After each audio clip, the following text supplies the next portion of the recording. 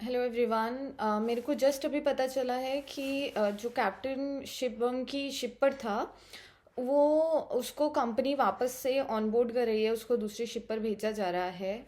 अगर एक ऐसा कैप्टन जिसके ऊपर मर्डर का इन्वेस्टिगेशन चल रहा है, उसके ऊपर मर्डर की एफआईआर हो गई है, उसको वापस से इतना जल्दी शिप पर भेजने के पीछे क्या रीज़न है?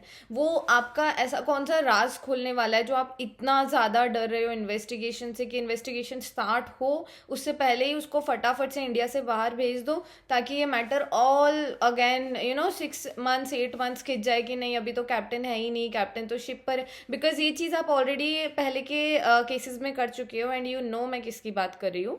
So what is the reason कि आपने उसको वापस से शिप पर भेज दिया? व्हाट इज़ द रीज़न कि आप इतना ज़्यादा डर रहे हो कि वो आपका कोई राज खोल देगा? आपने आपके पूरे क्रू को धमका रखा है कि वो हमें कुछ भी नहीं बोलेंगे। आपने जो रिटन स्टेटमेंट दिया है वो बस वही बोलेंगे, उसके अलावा हमें कुछ भी नहीं बताएंगे। अगर आपका कैप्टन इतना इनोसेंट है तो आपने उसको अक्टूबर में ही शिवम की डेथ के कुछ दिन बाद ही उसको शिप से उतार के घर भेज दिया था। तो उसने हमें अभी तक कांटेक्ट क्यों नहीं करा? अगर मेरी कंपनी में एक इंटर्न भी बीमार भी हो जाता है तो भी हम उसको फ़ोन करके पूछते हैं।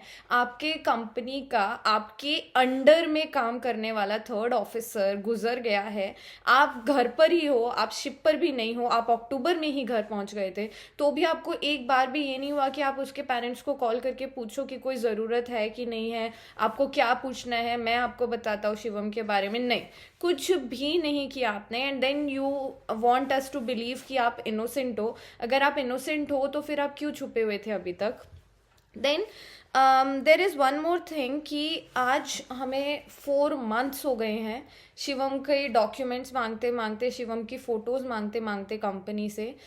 जो हम मांग रहे हैं कंपनी सिंपल बहाना बना रही है कि हमें हांगकांग के हमें हांगकांग फ्लैग स्टेट से लेनी पड़ेगी, हमें जिब्राल्टर अथॉरिटीज से लेनी पड़ेगी। पर शिवम की फ़ोटोज़ तो कंपनी के पास ही होंगी, शिवम के डॉक्यूमेंट्स तो कंपनी के पास ही होंगे। वो आप लोग हमें क्यों नहीं दे रहे हो? अगर अब 4 मंथ्स के बाद में भी शिपिंग मिनिस्ट्री कंपनी को पूछ रही है तो कंपनी जवाब नहीं दे रही, पुलिस अगर कंपनी को पूछ रही है तो कंपनी जवाब नहीं दे रही। सो इट सीम्स लाइक कि इंडिया में एंग्लो ईस्टर्न भगवान है, उसके ऊपर कोई नहीं है, वो नहीं देगी जवाब, वो मिनिस्ट्री को जवाब नहीं देगी, वो पुलिस को जवाब नहीं देगी, वो अपने ऑपरेशंस पूरे टाइम टू टाइम रखेगी, उसका ऑन बोर्डिंग ऑफ बोर्डिंग चल रहा है, वो क्रू आ रहे हैं जा रहे हैं, उनका सब कुछ प्रॉपर चल रहा है एंड इनका सब कुछ प्रॉपर चलेगा।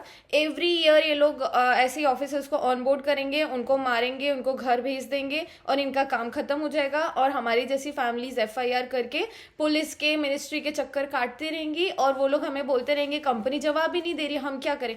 कंपनी भगवान से ऊपर है, कंपनी शिपिंग मिनिस्ट्री से ऊपर है, कंपनी पुलिस से ऊपर है कि कंपनी किसी को जवाब नहीं देगी।